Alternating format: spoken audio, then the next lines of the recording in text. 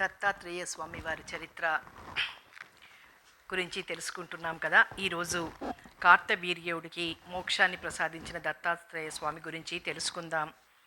ఈ కథల్ని చూసి దత్తాత్రేయ స్వామి మహత్తరమైన సాధన చేసి ఉన్న మహోన్నతమైన వ్యక్తులను మాత్రమే అనుగ్రహిస్తాడు, ఇతరుల్ని చూడడు అని భావించరాదు. అలాగే దత్తస్వామి తత్వోపదేశం మాత్రమే చేస్తాడు, ఇతర వరాలు ఇయ్యడు అని కూడా పొరపడరాదు. దత్తాత్రేయ స్వామి ప్రభావం, ఆయన కరుణాశీలం, ఆయన పరీక్షా విధానం, ఆయన వరప్రద ఔదార్యం ఇవన్నీ తెలియాలంటే ఆయనకు అత్యంత ప్రియ శిష్యుడైన కార్తవీర్యార్జునుడి చరిత్ర కన్నా మించిన కథ లేదు. ఆ మహాభక్తుని చరిత్రే స్వయంగా పాపహరం. భక్తి పరవశుడైన దత్తస్వామి కార్తవీర్యుణ్ణి అనుగ్రహించినంత విస్తృతంగానూ సమగ్రంగానూ మరొకరిని అనుగ్రహించలేదనే అనిపిస్తుంది. ఈ అనంత కాలగర్భంలో ఎందరెందరో మహానుభావులు పుట్టి వారి వారి కాలాల్లో ఒక వెలుగు వెలుగుతూ ఉంటారు. అయితే అల్పశక్తివంతులైన మానవులు కొన్ని తరాలు గడిచాక వారిని, వారి ఘనకార్యాల్ని మర్చిపోతూ ఉండడం సహజం. ఏవో కొన్ని అద్భుత చరిత్రలు మిగలగా మరికొందరి పేర్లు మాత్రం మిగులుతాయి. వారి ఘనకార్యాల వివరాలేవో మరుపున పడిపోయినా త్రేతాయుగారంభానికి చెందిన కృతవీర్యుడు మహాచక్రవర్తి అలాంటి వారిలో ఒకడు. కృతవీర్యుడు అనేది ఆయన బిరుదునామం. ఆయన పరాక్రమానికి అబ్బురపడి ఆ రోజుల్లో లోకం ఆయన అలా పిలిచింది. చివరికి ఆ పేరే మిగిలిపోయింది. ఆయన అసలు పేరేమిటో మనకు తెలియదు. ఆయన చేసిన సాహసకృత్యాల వివరాలు మనకి ఈనాడు తెలియవు. ఆయన హైహయ వంశానికి చెందినవాడు. ఆయన సప్త ద్వీప మహీమండల మహాచక్రవర్తిగా 77,000 సంవత్సరాలు రాజ్యం చేశాడట. మహిష్మతీపురం అతని రాజధాని. అంత దీర్ఘకాలం రాజ్యం చేసిన ఆ రాజుకు మధ్యలో ఏదో పొరపచ్చం వచ్చి చ్యవన మహర్షి శాపానికి గురి కావలసి వచ్చింది. ఆ శాపానికి ఫలితంగా ఆయనకు 100 మంది కొడుకులు పుట్టినా ఒక్కడైనా దక్కలేదు. ఆ రాజుకి ఆయన పట్టమనిషి శీలధరాదేవికి వార్ధక్యం దగ్గరవుతున్న కొద్దీ ఇదే అంతులేని చింత అయింది. వంశాన్ని నిలిపే సంతానం కోసం వారు చెయ్యని వ్రతం లేదు, పట్టని నియమం లేదు. ఒకనాడ శీలధరాదేవి మహిమాన్వితుడు బ్రహ్మర్షి అయిన యాజ్ఞవల్క మహాముని ఇంటికి వెళ్ళి ఆ ముని భార్య అయిన మైత్రేయికి నమస్కరించి గుణవంతుడు, ఆయుష్మంతుడు, వంశకర్త అయిన పుత్రుడు జన్మించే ఉపాయం చెప్పమని ప్రార్థించింది. మైత్రేయి మాత బహు కష్టసాధ్యమైన అనంత వ్రతాన్ని ఆచరించమని ఆదేశించింది. ఆ వ్రతాన్ని మార్గశిర మాసంతో ప్రారంభించి నెలకొక ప్రత్యేక నియమాన్ని, ప్రత్యేక ఉపవాస విధానాన్ని, ప్రత్యేక దాన ప్రక్రియల్ని, ప్రత్యేక ధ్యాన పద్ధతిని అవలంబించి 12 నెలల పాటు ఆచరించాలి. ఇవిగాక మహాదానాలు అనేకం చెయ్యాలి. ఆ పైన ఉద్యాపనోత్సవాన్ని విశేష నియమాలతో మహావైభవంగా నడపాలి. శీలధరాదేవి శ్రద్ధాపూర్వకంగా చెప్పిన దానికన్నా విశేషంగా వ్రతాన్ని జరిపింది. ఆమెకొకనాడు శ్రీహరి విచిత్రమైన అవధూత వేషంతో కలలో కనిపించి సత్సంతానం లభిస్తుంది, భయం లేదని అభయమిచ్చాడు. అటు కృతవీర్య రాజు కూడా నిష్ప్రయత్నంగా లేడు, నిశ్చింతగానూ లేడు. ఆయన ఒకనాడు చింతను భరించలేక బృహస్పతి దగ్గరకు వెళ్ళి తనకేదైనా ఉపాయం చెప్పమన్నాడు. ముందు సూర్యోపాసన చెయ్యి, తరువాత చూద్దాం అన్నాడు బృహస్పతి.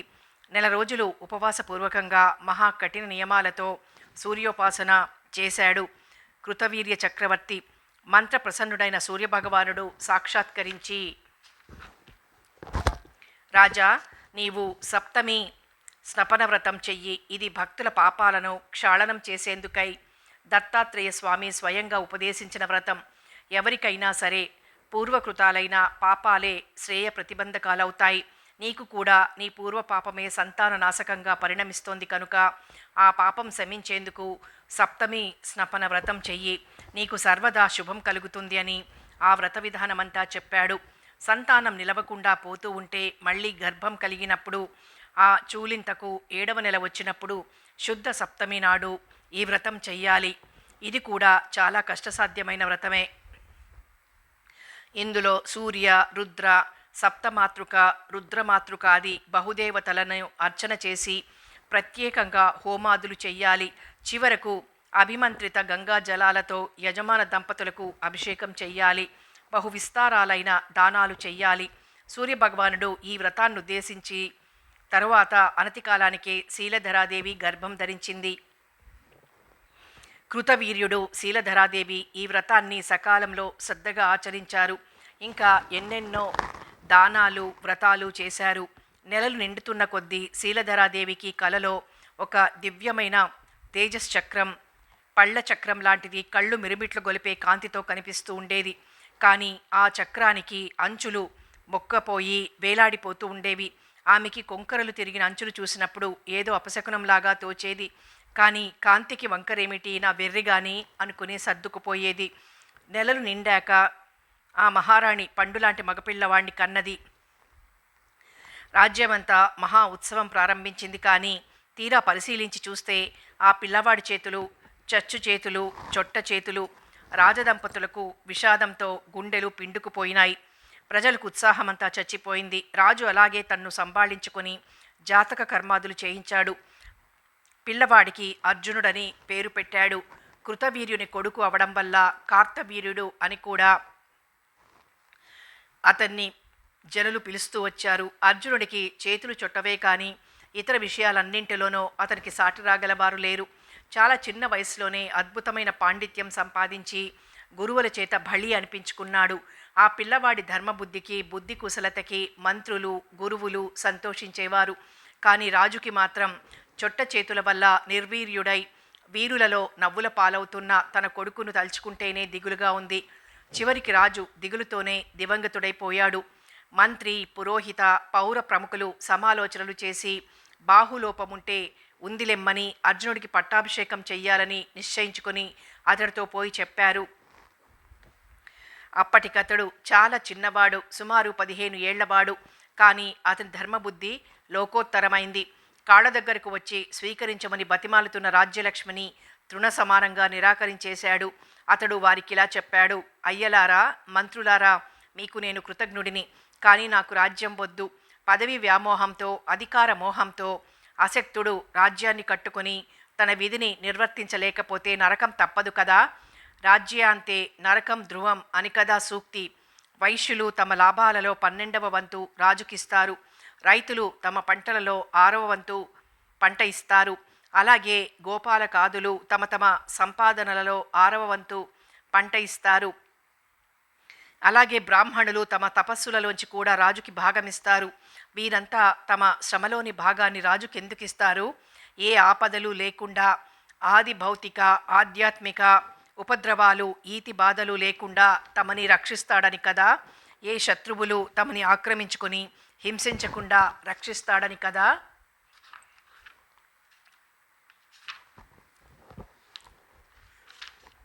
మరి ఈ చొట్ట చేతులతోనే నేను ఈ రక్షణ చెయ్యగలనని వారి వారి భాగాలను ఎలా అంగీకరించనో చెప్పండి. శక్తి లేకపోయినా రక్షిస్తానని రాజునని కిరీటం ధరించుకొని వారి వారి భాగాలను గుంజుకుంటే ఇంకా ఒక దొంగకి, ఒక మోసగాడికి నాకు భేదమేమిటి? పోనీ నీ ఉద్యోగుల చేత యుద్ధాలు అవి చేయించి నువ్వు రాజ్యం మేలుకోరాదా అంటున్నారు మీరు. అయ్యలారా, ఆ పనిలో న్యాయం మాట అలా ఉంచినా నేను చేతకాని చవటనై నా ఉద్యోగుల్ని పోయి యుద్ధం చేసి రమ్మంటే వారు డబ్బు కోసం అంగీకరించిన లోపలైనా నవ్వుకోరా? సమయం చూసి ఎదురు తిరగరా? మరొక ముఖ్య విషయం, రాజుకున్న ముఖ్య కర్తవ్యాలలో అపరాధులను నిర్ణయించి పట్టుకుని దండించడం కదా. చేతులు లేని నేను ఈ పని చెయ్యగలనా? దీనికి కూడా నేను ఇతరుల మీద ఆధారపడితే జరిగే లోటుపాట్లన్నింటికీ నాదే బాధ్యతై, నావి కాని పాపాలకు కూడా నేనే భైరవుడినై ఇక కల్పాంతం వరకు నరకంలో ఉండాల్సిందే కదా. అయ్యలారా, ఇన్ని మాటలెందుకు? మనసులో ఉన్న మాట చెబుతున్నా వినండి. ఒకవేళ నాకు మంచి చేతులున్నా నేను రాజ్యాన్ని అంగీకరించి ఉండేవాణ్ణి కాదు. రాజ్యభారాన్ని సహించడం అంటే అది అంత తేలిక పని కాదు. రాజయ్య కూడా నరకాన్ని తప్పించుకోవాలంటే వాడు మహా తపశ్శక్తి సంపన్నుడు, దివ్య దృష్టి సమన్వితుడు, యోగ సిద్ధుడు, వివిధ శస్త్రాస్త్ర పరిణితుడు అయ్యి పరిపాలనా చాకచక్యం గడించిన వాడైతేనే అది సాధ్యం. కనుక నేను తపస్సుకై యత్నించి తగిన తపశ్శక్తి సిద్ధించింది అనుకున్నప్పుడే రాజ్యాన్ని అంగీకరిస్తాను. అంతేగాని ఇప్పుడు ఈ రాజ్యాన్ని అంగీకరించి ఆ పాపాన్ని నేను మోయలేను. నన్ను బలవంత పెట్టకండి. ధర్మ శిఖరాల మీద జయ పతాకంలాగా రెపరెపలాడుతున్న ఆ మాటలు విని మంత్రి, పురోహితులు అందరూ ఆశ్చర్యపడ్డారు. మంత్రులలో ఒక్కడైన గర్గముని మహానందపడ్డాడు. ఆయన కార్తవీర్యార్జునుడితో ఇలా అన్నాడు: కుమారా, నీ నిశ్చయం ఇదే అయితే నేనొక ఉపాయం చెబుతా విను. జగద్రక్షణార్థమై త్రిమూర్తుల అంశలతో అవతరించిన దత్తాత్రేయ స్వామి సహ్యాద్రి సానువుల్లో నివసిస్తున్నాడు. ఆయన యోగానికి ఏకైక ఆచార్యుడు, సమదర్శి. ఆయన్ని సేవించు, నీ కోరికలను తీర్చగలవాడు ఆయనే. దత్తస్వామి పేరు వింటూ ఉండగానే అర్జునుడికి ఎందుకో ఒళ్ళంతా పులకరించిపోయింది. అతడు వినయపూర్వకంగా గర్గమునిని ప్రశ్నించాడు. అయ్యా, అంత నిశ్చయంగా ఎలా చెప్పగలుగుతున్నారు? ఆ గర్గముని నవ్వి జంబాసుర సంహార వృత్తాంతమంతా వివరంగా చెప్పి ఇలా అన్నారు. నాయనా, ఇంద్రుడంతటి వాడికి అంత చేసిన ఆ మహాప్రభువు నీకు చిన్న ఉపకారం చెయ్యలేడా? అందువల్ల అంత నిశ్చయంగా చెప్పాను. అయితే ఒక చిక్కు మాత్రం ఉంది. స్వామి పరీక్ష నిష్ఠురుడు. ఆయన అవధూత. ధర్మాధర్మాలు రెండూ ఆయన దగ్గర తొత్తు కింద పడి తొత్తులు. మన భక్తి తీవ్రతను పరీక్షించడానికి ఆయన పన్నే పన్నాగాలు, వేసే వేషాలు ఇన్నని చెప్పలేం. ఆ విషయాల గురించి బృహస్పతి ఇంద్రుడితో ఏమి చెప్పాడో నీకు చెప్పాను కదా. కనుక జాగ్రత్త. నువ్వు ఆయన పరీక్షకు తట్టుకోగలిగితే నీ కోరికను ఆయనకు క్రీడాప్రాయం, అందులో సందేహం లేదు. ఆ మాటలు విని పెద్దల ఆశీస్సులు పొంది కార్తవీర్యుడు సహ్యాద్రికి వెళ్ళి దత్తాత్రేయాశ్రమంలో దత్తస్వామిని సందర్శించి శరణుజొచ్చి ఆయన్ను భక్తి ప్రపత్తులతో సేవించసాగాడు. పూర్వం దేవేంద్రుడు స్వామికి సేవ చేసిన విధానం విన్నాం. కానీ కార్తవీర్యుడి సేవాభక్తి ముందు దేవేంద్రుడి సేవా లాలిత్యం వెలవెలబోయింది అనిపిస్తోంది. కార్తవీర్యార్జునుడు అనుక్షణం స్వామికి పాదసేవ చేస్తాడు. మద్యం కావాలంటే అందిస్తాడు. పళ్ళు తెచ్చి అర్పిస్తాడు. ఆయనకు చందనం పూసి పూలదండలు అలంకరిస్తాడు. స్వామికి అన్నం పెట్టి ఉచ్చిష్టాన్ని భక్తితో ఆరగిస్తాడు. తిడితే కొడితే భరిస్తాడు. కంటి మీద కునుకు రానీయడు. దృష్టి మరనీయడు. ఎదురు ప్రశ్న వేయడు. సందేహాన్ని లోపలికి చొరనీయడు. ఇలా అనన్యంగా సేవిస్తుంటే స్వామికి ఒకనాడు అకారణంగా కోపం వచ్చి తిట్టగా ఉన్న చొట్ట చేతులు రెండు ఊడిపోయాయి. అది చూసి దత్తస్వామి చాలా నొచ్చుకున్నాడు. బిక్కమొగం వేసుకుని ఉన్న కార్తవీర్యుణ్ణి చూసి ఆయనకు జాలి వేసి మెల్లగా ఇలా అన్నాడు. అయ్యో రాజకుమారా, పుణ్యానికి పోతే పాపం ఎదురైంది నీకు. క్షుద్రోపాసకుల్ని సేవిస్తే ఇలాగే జరుగుతుంది. ఏదో నా వల్ల బాహుశక్తి వస్తుందని వచ్చావు. నాకేదో కాస్తో కూస్తో ఉపాసనా బలం ఉంది నిజమే. కానీ ఈ మద్యానికి, ఈ ఉంపుడు గత్తెకు మరిగి మతిపోయిన నా వల్ల ఇప్పుడు నీకున్న గోడు కూడా ఉండిపోయింది కదా. ఏం చేస్తావు? ఒప్పించే శక్తి నాకు లేదు. ఎవరో ఏదో చెబితే నమ్మి పెద్ద ఆశతో వచ్చుంటావు. కాలం వ్యర్థమైపోయింది. సరే, అయిందేదో అయింది. ఇప్పటికైనా ఈ తాగుబోతు వాడిని విడిచి ఎవరినైనా మంచివాళ్లను పట్టుకో. స్వామి మాటలు కార్తవీర్యుడు కళ్ళల్లో నీరు కూకున్నాడు. అతనికి గర్గముని మాటలన్నీ గుర్తుకొచ్చాయి. అతడు దీనంగా స్వామితో ఇలా అన్నాడు.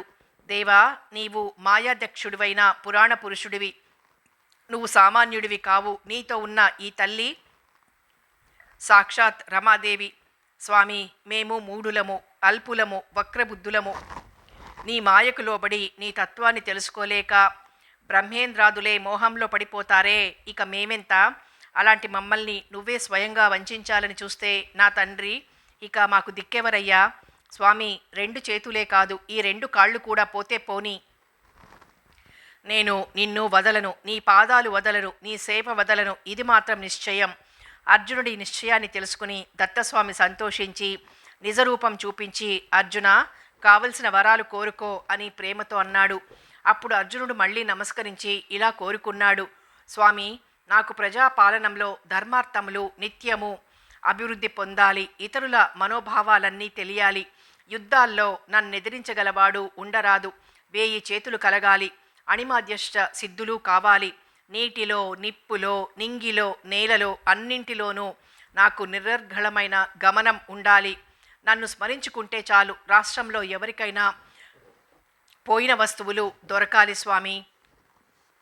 ఇన్ని శక్తులు లభిస్తే మనిషికి గర్వం తలకెక్కి దారి తప్పే ప్రమాదం ఉంది. కనుక నేనెప్పుడైనా దారి తప్పితే పెద్దలైన వారు దగ్గరుండి మంచి బోధించే వరం ఇవ్వు.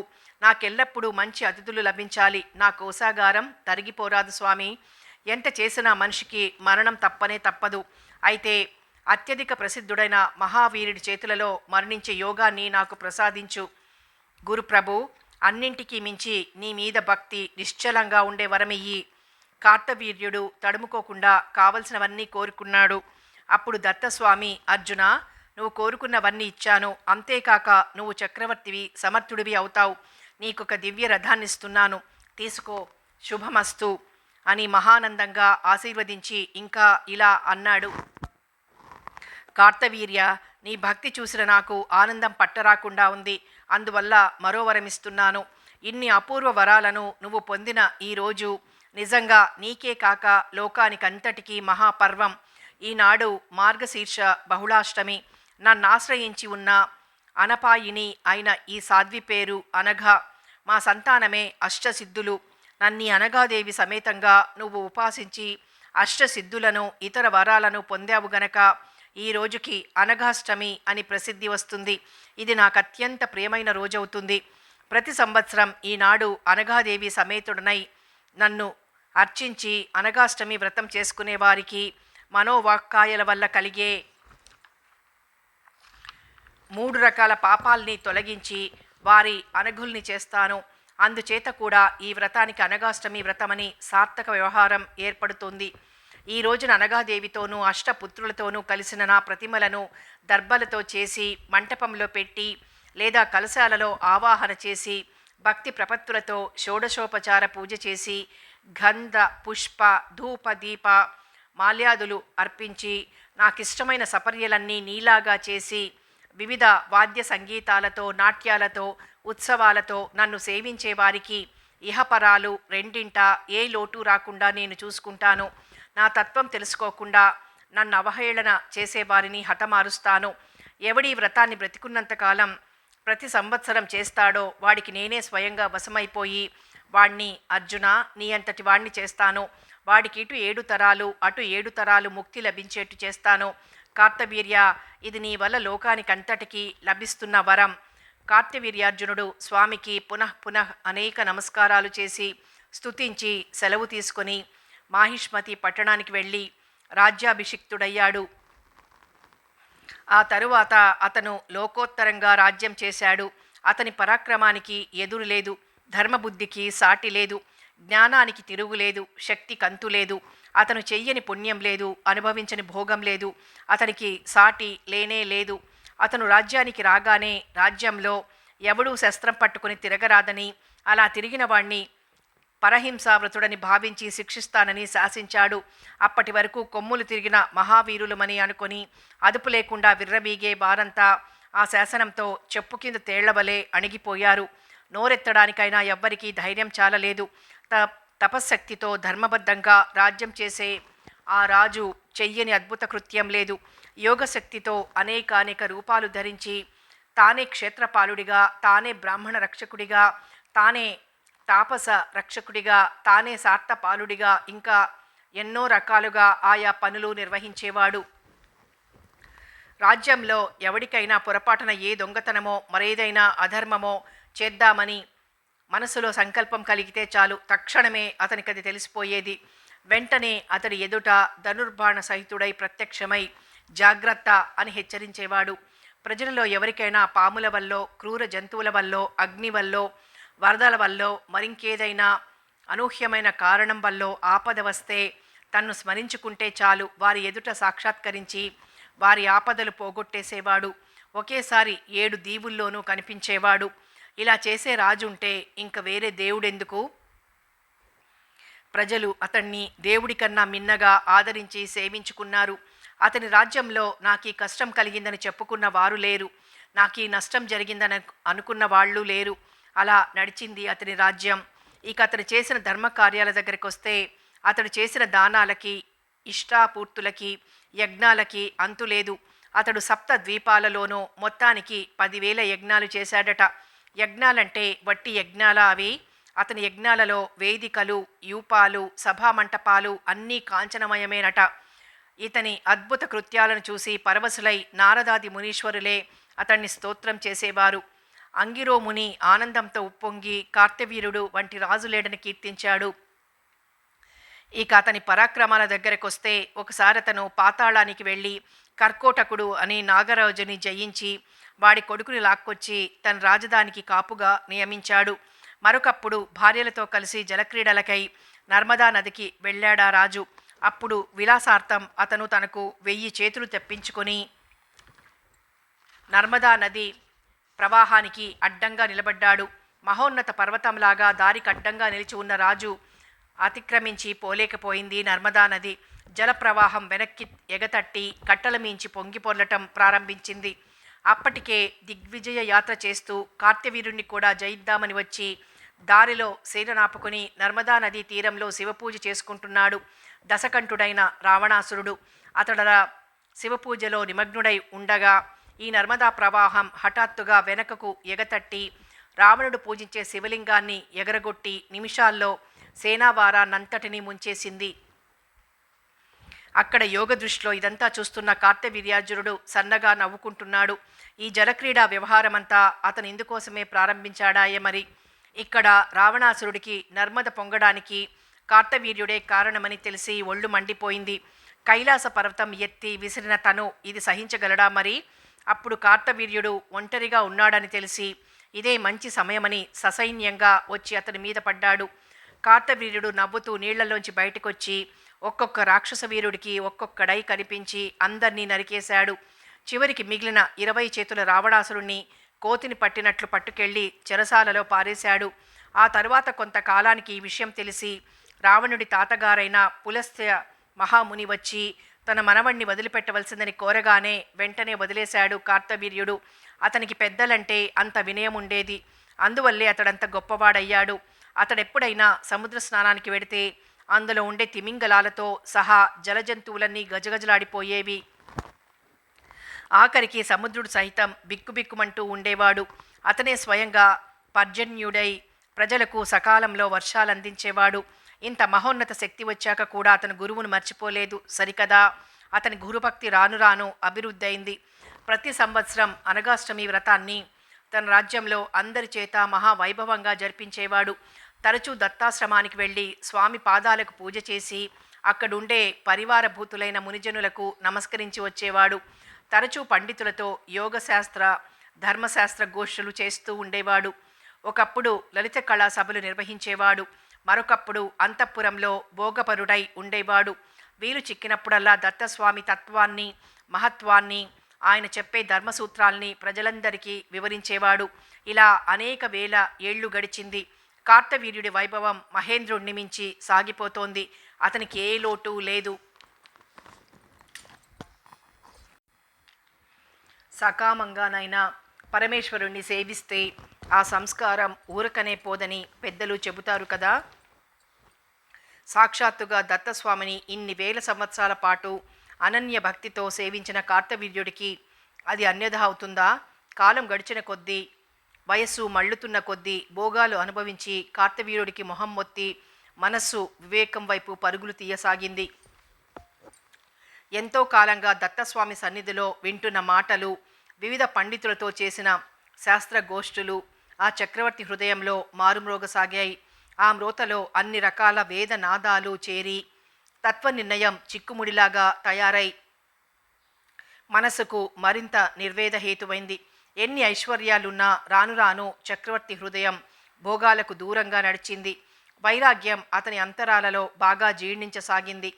గాంభీర్యపు తెరలలో అతను పైకి మామూలుగానే ఉన్నా లోపల నిరంతరం తత్వ విచికిత్స జ్వాల బగబగ మండసాగింది. ఏ శాస్త్రానికి ఆ శాస్త్రం తన సిద్ధాంతాన్ని బల్లగుద్ది గద్దించి నిర్ణయంగా చెబుతోంది. అది వింటున్నంతసేపు అదే నిజమనిపిస్తుంది. దీనికి అంతేమిటి? చివరికి నిర్ణయం ఏమిటి? ఆ పరమమైన తత్వాన్ని అనుభవంలోకి తెచ్చుకునే మార్గం ఏమిటి? చక్రవర్తికి రాను రాను ఈ ఆలోచనే మనసులో రాజ్యం చేయసాగింది. క్రమంగా అతని కాక ఆలోచనే ప్రపంచమైపోయింది. అతను ఒకనాటి ఉదయాన ఈ చిక్కు సమస్యను తన గురుదేవుడైన దత్తస్వామి తప్ప మరొకరు విడదీయలేరనే నిర్ణయానికి వచ్చాడు. దత్తస్వామికి తన పైన అంతులేని కృప. ఆయన అందరికన్నా అధికంగా తనను ఆదరిస్తాడు. ఇక జంకెందుకు?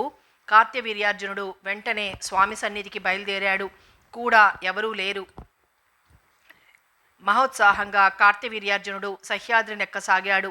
దారిలో వనశోభని, పర్వతశోభని, మునికులాల ప్రశాంతిని, నెమళ్ల నాట్యాన్ని చూస్తూ అక్కడక్కడ కనిపించే మునీశ్వరులకు నమస్కరిస్తూ ముందుకు సాగి దత్తాశ్రమాన్ని సమీపించి అక్కడొక గుహ ముఖద్వారం వద్ద సమ ప్రదేశంలో పద్మాసనాసీనుడై సమాధిగతుడయ్యున్న దత్తాత్రేయ స్వామిని దర్శించాడు. స్వామిని చూసేటప్పటికీ ఆ చక్రవర్తికి ఆనందంతో ఒళ్ళు పులకలెత్తింది. ఇన్ని వేల ఏళ్లల్లోనూ స్వామి సమాధిలో ఉండగా తాను చూడటం ఇదే మొదలు. ఆ మాట తలుచుకున్న కార్తవీర్యుడు ఆనందంతో మరీ పొంగిపోయాడు. స్వామి ఇలా ఉంటాడని, ఆయన పద్ధతి ఇది అని చెప్పేందుకు లేదు. ఇవాళ ఆయన ఏమి సంకల్పించాడో ఎవరికి తెలుసు? కార్తవీర్యుడు మహాభక్త్యావేశంతో తొట్టుపడుతూ సాష్టాంగ నమస్కారాలు చేశాడు. చేసి మళ్ళీ లేస్తాడు, లేచి మళ్ళీ చేస్తాడు, మళ్ళీ పూలతో పూజ చేస్తాడు, వివిధ స్తోత్రాలు చేస్తాడు, మళ్ళీ నమస్కారాలు చేస్తాడు. ఇలా భక్త్యావేశంలో అతను ఉన్మత్తుడులాగా స్వామిని చాలాసేపు సేవించాడు. ప్రదోష సమయమైంది. స్వామి కదలలేదు, కనులు విప్పలేదు. కార్తవీర్యుడికి దుఃఖం పొంగుకొస్తోంది. అతడు తన్ను సంభాళించుకొని స్వామి ఇచ్చిన వరంతో 1000 చేతులు రప్పించుకొని 1000 రకాల వాయిద్యాలు పట్టుకొని మోగిస్తూ భక్తి పరవశుడై నృత్యం చేస్తూ అర్ధరాత్రి వరకు స్వామిని మళ్ళీ సేవించాడు. స్వామి చలించనలేదు. ఇక నృత్య గీతాలు చాలించి కనులు మూసుకుని మనస్సును స్వామిపై ఏకాగ్రం చేసి స్వామికి అభిముఖంగా నిలిచి దోసిలి పట్టి సర్వశాస్త్ర సారాంశభూతమైన అర్థం ఇమిడేటట్లుగా ఒక దివ్య స్తోత్రం చేయడం ప్రారంభించాడు. దేవా, నీవు నిత్యుడివి, సత్యుడివి, ఆనందరూపుడివి, చిన్మూర్తివి, స్వయం ప్రకాశకుడివి. అలాంటి నీ యందు అనిత్యమే కాక అసలు అసత్యమే అయిన ఉన్నంతసేపు దుఃఖాత్మకమై జడమై తమోరూపమైన ఈ సమస్త జగత్తు మాయా వలన తోస్తోంది. అచ్చం వాస్తవంలాగే స్ఫురిస్తోంది. దేవా, నీకు నమస్కారం. దేవా, ఒక కొరివిని తాడుకు కట్టి గిర్రును తిప్పితే అది అగ్నిచక్రంలాగా కనిపిస్తుంది. నిజానికి అక్కడ అగ్నిచక్రం లేదు, చిన్న నిప్పు రవ్వ ఉంది, అంతే. ఆ చిన్న రవ్వను చూసి ఆ తిప్పేవాడి ఆధారం వల్ల వేగం కలవటం వల్ల అగ్నిచక్రమని భ్రమిస్తోంది మనస్సు. అంటే ఆ అగ్నిచక్రాన్ని ఈ మనస్సే కల్పించుకుంటోందన్నమాట. అలాగే చైతన్యం ఒక్కటే ఉండగా నీ ఆధారం వల్ల మాయాగుణ సంయోగం వల్ల మా మనస్సు ఈ నానా రూపమైన ప్రపంచాన్ని కల్పించుకొని చూస్తోంది.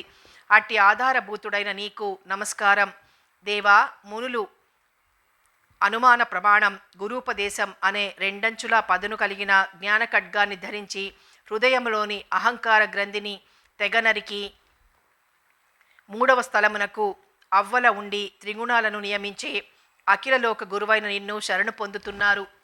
శరణన్న వారి సంసార దుఃఖాన్ని సమూలంగా నిర్మూలించి విజ్ఞానమిచ్చి ముక్తికి పంపే జగద్గురువు నువ్వే. దేహేంద్రియ ప్రాణ విషయాలలో కూరుకొనిపోయి నన్ను నేనే పోగొట్టుకున్న నిర్భాగ్యుడిని. దేవా, నేను నిన్ను శరణు వేడుతున్నాను. నువ్వు సచ్చిదానంద స్వరూపుడివి. పడుగు పేక దారాలలో వస్త్రం భాసించినట్లు నీలో భాసిస్తున్న ఈ సంసారపు వ్యామోహంలో పడి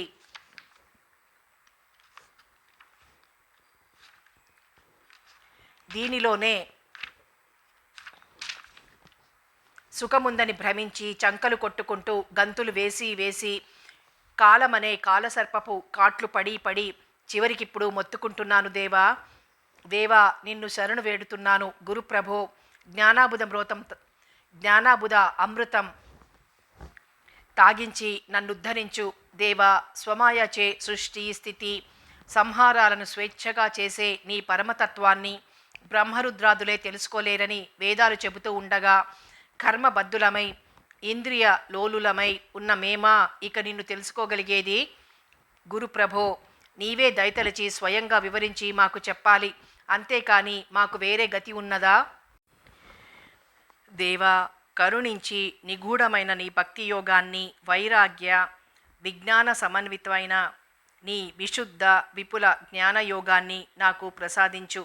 ఓ వైకుంఠ నాయక, ధర్మోపదేశానికి, యోగ ప్రచారానికి, జ్ఞాన బోధనానికి కదా నీవవతరించింది. గురుదేవా, ముముక్షు అయిన నన్ను అనుగ్రహించు. దేవా, అనర్థాలన్నింటికీ ఆలవాలమైన ఈ శరీరం నుంచి ముక్తిని పొందే మార్గం తెలియక సంసార ప్రవాహంలో గిలగిలా కొట్టుకునే మందాత్ములను, నా బోటి వాళ్లను సత్వరమే ఉద్ధరించడానికే కదా నువ్వు వివిధ అవతారాలను ధరిస్తున్నావు. ప్రభువా, నిన్ను సక్రమంగా సేవిస్తే కావలసిన ఐశ్వర్యం ఇస్తావు. నిష్కామంగా సేవించే తత్పురుషులకు నాశరహితమైన నీ నిజతత్వాన్ని అనుగ్రహిస్తావు. తండ్రి, నేనిప్పటి వరకు వెంగళినై అనిత్యాలని చూసుకోక ఐహిక సిద్ధులనే కోరాను. కోరిన దానికన్నా మిన్నగా ఇచ్చావు తండ్రి. ఇక చాలు, నాకిప్పుడు నీ పాదధూళి అనుగ్రహించు. గురుదేవా, శాస్త్ర పరిశ్రమలెన్ని చేసి ఏమి లాభమో మనస్సుకు నిర్ణయమే రావటం లేదు. సిద్ధులు ఈ ద్వైత ప్రపంచమంతా మనోభ్రమ మాత్రమే అంటారు. ఇంత సుస్పష్టంగా కనిపించే దానిని భ్రమ అనటం ఎలా? నువ్వే నాకు తేల్చి చెప్పాలి. సత్యమో అసత్యమో కానీ దేవా, నేను ఈ సంసారానికి భయపడ్డట్లు గర్భశత్రువులకు భయపడను, జలాగ్ని ఉపద్రవాలకు భయపడను, చివరకు యమపాశాలకు కూడా భయపడను. అందువల్లనే సమృద్ధమయ్యున్న రాజ్య సంపదలన్నీ వదిలి నీ పవిత్ర పాదపద్మాలపై నా శిరస్సు నుంచి నిర్మల జ్ఞానానందాన్ని చూరగొనాలనే పేరాశతో దేవా ఇప్పటికీ కళ్ళు తెరిచి నిన్ను శరణు పొందుతున్నాను. గురుదేవా, నీ సుధామధుర జ్ఞాన బోధోక్తులతో నన్ను సేద తీర్చు ప్రభో. నీ పాదకమలాలకు విముఖులైన వారికి ఈ సంసార బంధాలు ఉంటే ఉండవచ్చునేమో గాని నీ పాదాలు పట్టినాక కూడా నాకు ఈ బంధాలు విడకుండా ఉన్నాయి. అవురా, నేనెంత పాపినో! అవును గురుదేవా, యవ్వనం వచ్చింది మొదలు అంతులేని తృష్ణలో పడి విషయ సుఖాలలోనే కాలం గడిపాను. ఇన్ని వేల ఏండ్లుగా పాపసముద్రంలోనే ఈదులాడాను. దేవా, రాక్షసులు, పశువులు, పక్షులు కూడా పరమ పురుషుడవైన నీ సాంగత్యం వల్ల సంసార సాగరాన్ని అవలీలగా దాటుతున్నారే. క్షత్రియ అధముడిని నేనెంత దురదృష్టవంతుణ్ణో! ఇన్ని వేల ఏండ్లుగా నీ పాదాలు సేవించి కూడా ఇంకా బంధముక్తుడిని కాకపోయాను. చిచి, ఈ సామ్రాజ్య వైభవమే మహోన్నతమనుకుని మత్తుడనై ఈ మిథ్యాసుఖాలలో తగులుకొని ఎదుటనున్న మృత్యువుని గమనించలేకపోయాను. గురుదేవా, ఇప్పటికైనా నువ్వు నా యందు కరుణ వహించి నన్ను పూర్తిగా అనుగ్రహించు ప్రభు.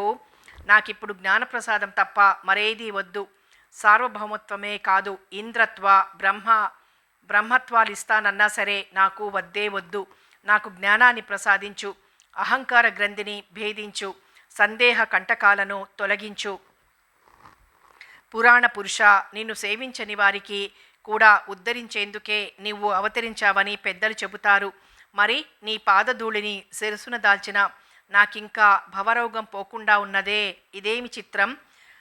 తపస్సుస్తున్నై అనసూయాత్రులకు ఆత్మదానం చేసుకున్న మహోదారుడివే నా తండ్రి, నీకు నా మొరే వినిపించటం లేదా? పరతత్వ స్వరూప వేదాంతులు మనోభాగతీతుడవైన నీ గురించి కన్నులు లేవు చూస్తాడు, చెవులు లేవు వింటాడు అని చెబుతూ ఉంటారు. అయినా ఇప్పుడు నువ్వు మా కోసం శరీర గ్రహణం చేశావు కనుక నీకు కనులున్నాయి, చెవులు ఉన్నాయి. అయినా నా మొర వినవు. అదేమి తండ్రి? నేడు నీ పాదకమలాలతో నా హృదయ కమలానికి ఆనందం కలిగించు. దయామయ, నాకు నీవే దిక్కు, మరొక దిక్కు లేదు. నేను నీ భక్తుణ్ణి, సేవకుణ్ణి. నీ పాదసేవే నాకు విహిత కృత్యం. స్వామి, నన్ను భవాబ్ది నుంచి ఉద్ధరించు. నమస్తే పుండరీకాక్ష, నమస్తే పురుషోత్తమ, నమస్తే విశ్వవంద్యాంగ్రే, నమస్తే యోగినాం పర, ప్రసీద పరమానంద ప్రసీద పరమేశ్వర. ఆదివ్యాధి భుజంగేన దష్టం మాముద్దర ప్రభో. కార్తవీర్యార్జునుడు ఇంకా అనేక రకాలుగా బహు విస్తృతమైన స్తోత్రం చేశాడు. అప్పటికి రాత్రి ఇంకా ఒక జాము మాత్రమే మిగిలుంది. స్వామి అప్పటికీ కదల్లేదు. చక్రవర్తి ఖిన్నుడైపోయాడు. ఇక చెయ్యగలిగింది కనిపించలేదు. తల వంచుకొని ఒక పక్క మౌనంగా నిలబడిపోయాడు. ఇంతలో ఆకాశ మార్గాన దివ్య విమానాలలో వేల కొద్దీ సిద్ధపురుషులు వచ్చి కిందికి దిగి దత్తస్వామికి సాష్టాంగ నమస్కారాలు చేసి స్తోత్రాలు చేసి పక్కన నిలబడి ఉన్న కార్తవీర్యుణ్ణి చూసి ఎందుకో గాని కొంచెం తటపటాయించి మళ్ళీ స్వామికి నమస్కరించి వెళ్ళిపోయారు. అప్పటికి దిక్కులలో తొలి వెలుగులు పారాడుతున్నాయి. తూర్పులో వెలుగురేఖలు విచ్చుకుంటున్నాయి. చీకట్లు పడమరకు పరుగులంకించుకున్నాయి. తోడి చుక్కలన్నీ పోగా వేగుచుక్క ఒక్కటి మాత్రం మన కార్తవీర్యుడిలాగే బిక్కుబిక్కుమంటూ నిక్కి చూస్తోంది. దత్తస్వామి సమాధి చాలించి ఆసనం నుంచి లేచి కార్తవీర్యుడి వంక చూడకుండానే నైరుతి దిశగా వెళ్ళాడు. అప్పుడు శాంతతప్పుడు అనే ముని వచ్చి నీళ్లు అందించగా వెళ్ళి బాహ్య విధులు తీర్చుకొచ్చాడు. తరువాత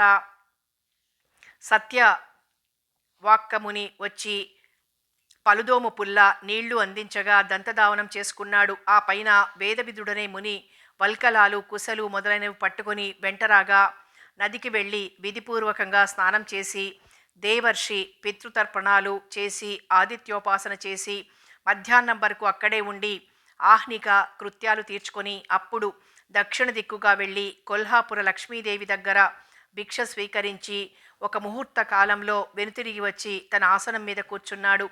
కార్తవీర్యుడి మనసులో ఉన్న గర్వలేశం ఇప్పుడు ఎగిరిపోయింది. అతడిప్పటి వరకు చేతులు జోడించుకొని మౌనంగా ఒక మూల నిలబడే ఉన్నాడు. స్వామి వచ్చేసరికి భక్తితోనో భయంతోనో సన్నగా వణుకుతూ మరింత వినీతుడై మరింత వెనుకకు తగ్గి ఒక మూలకు ఒదిగి నుంచున్నాడు. అంతలో యోగరతులైన మునులు అనేకులు వచ్చి స్వామి చుట్టూ మూగారు. కార్తవీర్యుడు మరీ వెనకపడిపోయాడు. భయం వల్ల అతడు ముందుకు రాలేకపోతున్నాడు. శాంతతపుడనే ముని స్వామి పరివారంలోనివాడు. ఆయన కార్తవీర్యుడి పరిస్థితి గమనించి జాలిపడి మెల్లగా స్వామి దగ్గరికి వెళ్ళి నమస్కరించి, దేవా, భక్తుడు పరమధార్మికుడు ఈ కార్తవీర్యార్జునుడు ముఖం చిన్నబుచ్చుకొని మూల నిలబడిపోయాడు. నిన్నటి నుంచి తమ అనుగ్రహం కోసం నిరీక్షిస్తున్నాడు. తమతో మాట్లాడడానికే భయపడుతున్నాడు. తమరు అనుగ్రహించాలని విన్నపం చేశాడు. అప్పుడు స్వామి ముఖంలోనూ కన్నులలోనూ కూడా ప్రసన్న మందహాసం చిందులాడగా చక్రవర్తి వంక చూసి, ఔరా, భయం ఎందుకు అర్జున? నా దగ్గర నీకు భయం ఎందుకయ్యా? ఆ దుఃఖం ఎందుకు? ఇలా దగ్గరగా కూర్చో, శాంతి కలుగుతుంది అన్నాడు.